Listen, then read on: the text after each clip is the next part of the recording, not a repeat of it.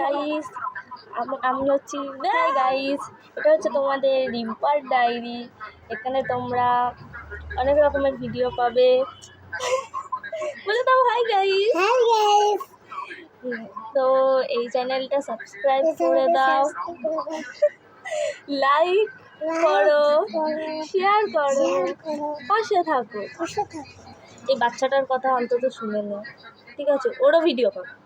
ও হচ্ছে খুব ভালো একটা বাচ্চা, খুব ভালো। তোমার নাম কি বলে দাও?